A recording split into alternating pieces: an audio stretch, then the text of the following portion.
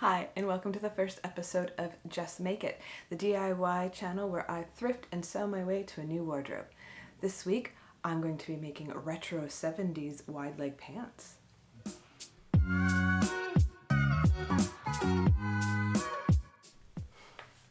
So I just noticed that my shirt matches my artwork. So I've actually made quite a bit of my own clothes, and unfortunately 6 months of COVID life has not been great to my waistline. So most of what I've made doesn't fit anymore in it. So opportunity to make new clothes. And I kind of want to shift my style to a more retro vintage kind of flair. I don't have a specific era in mind, but just stuff that speaks to me. And I love wide leg pants. So today I'm going to be using Burda, this is it here, 6573, which I believe is now going to be looking like it's in the mirror to you guys. But I want to do this option right here. Now, I have made these pants before, a few years ago, and I still have them, so I tried them on, and they're a little snug, but as long as I don't have to sit down, they're fine. So what I'm going to do is this side seam here, I'm going to extend it out about 1/4 of an inch on each side, which will give me about a 1/2 inch more all the way around, which should allow me to be able to sit in the pants. I'm going to be adding back butt patch pockets. So I kind of want them to have a bit more of a jean feel, but basically they're going to be this style of pant, and I think I'm going to omit the buttons. I just don't like buttons that don't have a purpose. For fabric, I found this. It's a soft, beautiful, light corduroy. I wish you guys could touch it. I love it so much. So it's definitely going to have that 70s vibe. It's like a dark greeny brown. It's going to match a lot of my color scheme. As you can see, I'm definitely more of an autumn tone. And they're going to be so comfortable because it's actually corduroy sometimes can be really heavy, and this is not. It's got actually a nice drape to it, so I think they're going to hang really nice and be really flattering. At least I hope so. So I've already got my pattern traced out from the last time I made them. I just had to make a few slight adjustments, so I'm going to get to cutting.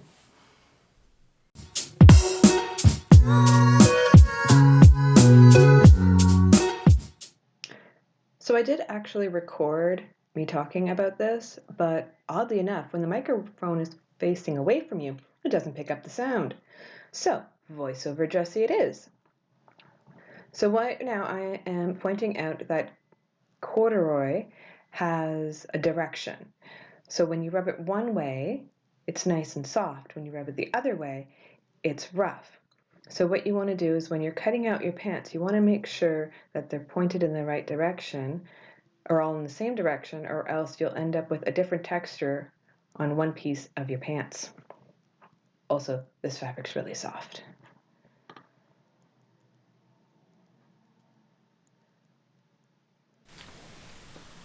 Before cutting my fabric, I always pre-wash, and one of the things I do is I serge my edges, my cut edges, before I pre-wash it. That way I don't end up with big balls of thread in my washer and dryer.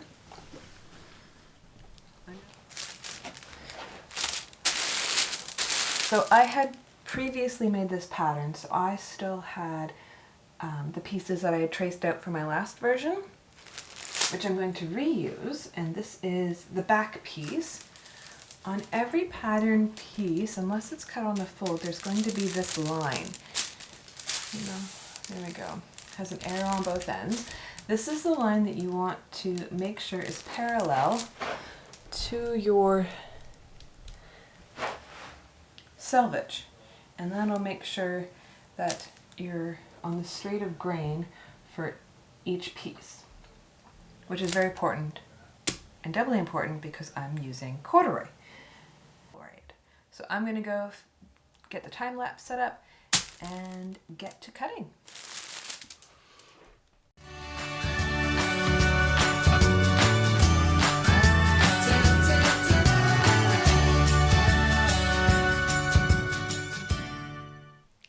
Hi guys, so cutting out is all done. I'm not sure what's going on with my camera, but it stopped the time lapse halfway through, which is kind of annoying and frustrating, but I got it all cut out. One thing that I didn't mention before was that I also added a 1/4 inch to the facing for the back as well to make up for the 1/4 inch that I added to that one side seam. I still have the interfacing to cut out and the darts to mark, and then we should be able to get to sewing. When I mark my darts, I start by cutting a little slit in the seam allowance at the top of each dart to mark where each dart starts. Previously, I had already poked holes in the pattern at key points in the dart, so I'm just using some tailor's chalk to transfer those marks over to the main fabric. Removing the pattern piece, I then use my ruler to draw the lines connecting the dots to the slits that I had previously made at the top in the seam allowance.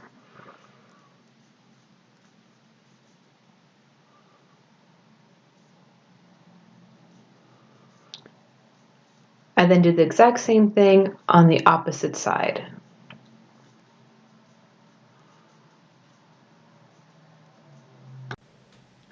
When I pin the darts, I fold the fabric matching the 2 notches and then slide my pin through, making sure that both the front and the back of the pin are lining up with the chalk lines I made for the dart.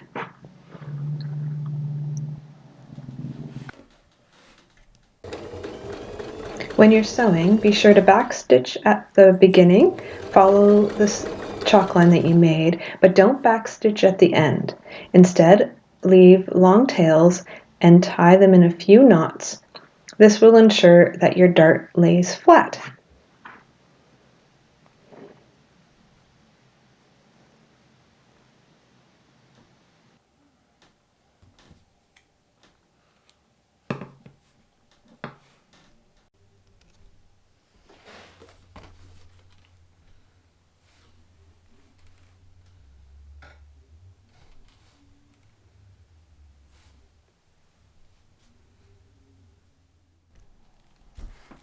So I've got the darts sewn and ironed, and I'm at the point where I would like to attach the back pocket. Now the pattern didn't come with a back pocket, so I am Frankensteining a little bit, and I found McCall's 5592, which I believe is a discontinued pattern, but it's super cute actually. I might have to make them.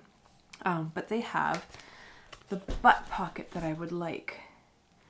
Come on, focus. So those little patch pockets. So I'm going to go in and I am going to grab just the pocket and follow the instructions on how to attach them and put them on the back of my pants.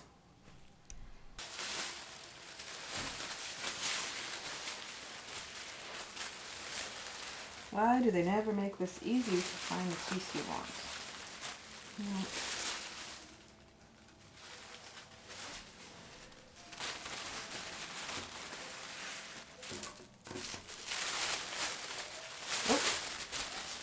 There it is.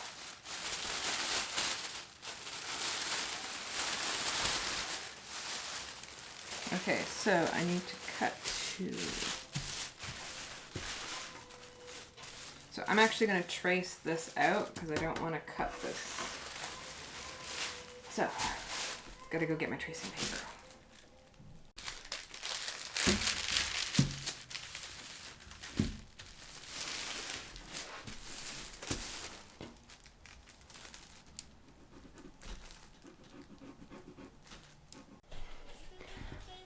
So for the contrasting thread, I actually have this like heavier denim thread. I'm going to do it on a test swatch and see how it looks, because it would be really cool to have this as an accent on the pockets.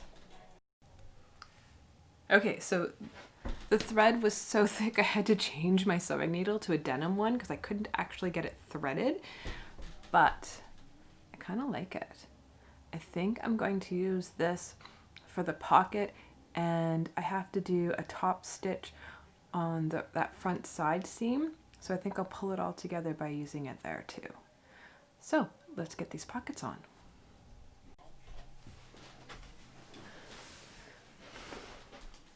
So off camera, I tried on the other pants that I had made a few years ago and placed the pocket on it where I wanted it and got my husband to mark. So I'm just going to use these measurements and transfer them over to the new pair of pants, and well, here's hoping I end up with 2 butt pockets in the right spot. Okay, so I've got my 2 pockets on. I really like the way they look. And I've got my inseams done, and I even finished the edges with my serger. And the next step is the invisible zipper, which, to be honest, I hate zippers. Never goes in right, and I just realized it's lunchtime, so there's no way on earth I'm going to install an invisible zipper on an empty stomach. So I'm gonna go take a break and come back, but for you guys, it will be no time at all.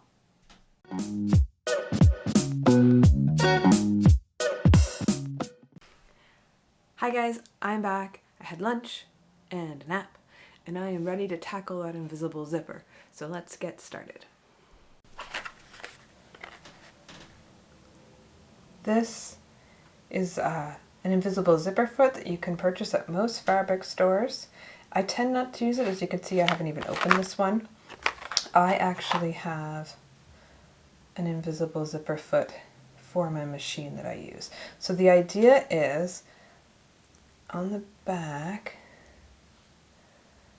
there's little channels, and your zipper's going to follow, like the coils of your zipper, follow this line, which opens it up a bit, and you sew right next to the coils of the zipper. I hope you guys can kind of see that. So when you're pinning, you want to make sure that your zipper is right along that seam allowance. So when it's all sewn in, you can see it's going to be nice and hidden once you get the other side done. Okay, so now we've got one side of the zipper in, and you can see zipper works. That's always good. So for our next side of the zipper, you take your other half of your project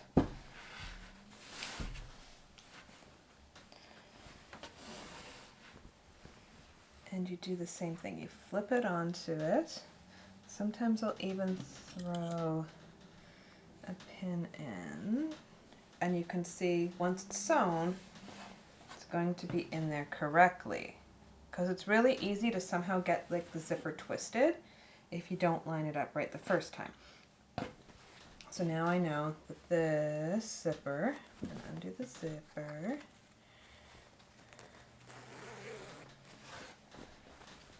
goes on here like this, not twisted. So I'm going to pin and sew this and show you how it turns out in the end. Okay guys, I am super excited because I got my zipper in right on the first try. Check this out. Whoop. And whoop. So it doesn't even matter really that I used a gray zipper. I mean, you can see the tab, which kind of sucks, but it's the only color I had. But the entire seam, the zipper's gone. I do hate zippers, but if I had to pick a zipper, I really like an invisible zipper. Also, how cute do those pockets turn out? Okay, so I'm going to finish sewing the crotch seam and see what the next step is. Okay, so I've got the side seams on now, and I'm at the try-on phase. I still have to get the facing on, but I am loving the way that they fit. I'm so glad that I added the extra 1/4 inch here, because I can move around in these ones, unlike my other ones, which I can't. So, and I don't know if you guys can see, but the butt pockets turned out super lovely. I absolutely adore them. I opted to not do that fancy seam, because if I need to take these in later, it'll be a lot easier with a regular seam. And my daughter made a really good point. If I did the top stitching in the yellow to match the top stitching I did on the back, I'd have these bright yellow lines going all the way down, which might not be very flattering. But I am loving these. They are soft and comfy, and I think they might become my new favorite pair of pants. So I'm going to get the facing on, and then I definitely have to hem. You can't tell, but they are very long. So I'm going to get those done, and we'll see you at the reveal.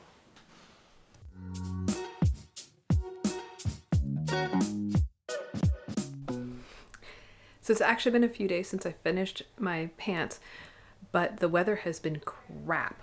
So I haven't been able to take any reveal photos, but today we have sun. So I stopped what I was doing, ran upstairs, got dressed, and now I'm ready to take the reveal photos. I also found my mom's old glasses that she had put in my prescription a few years ago. I think they're perfect. Okay, see you in a bit.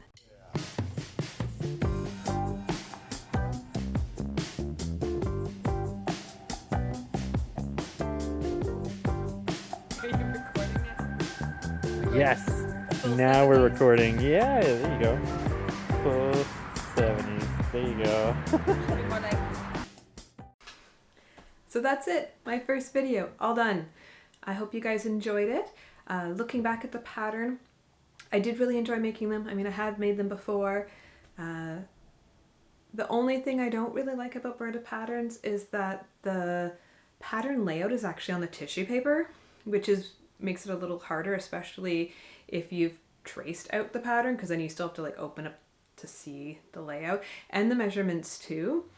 So that makes it a little bit more difficult finding your size and such, but once you get that all figured out, their patterns go together pretty easily. I do find that they don't describe the steps as much as I would like, but since I had already made them before, I found these ones really easy. I will leave a link below for an invisible zipper installation, because I know I did not record it very well at all. And yeah, that's it. I hope you guys enjoyed, and don't forget to hit the subscribe button and like this video so I can keep making more. Okay, see you next time.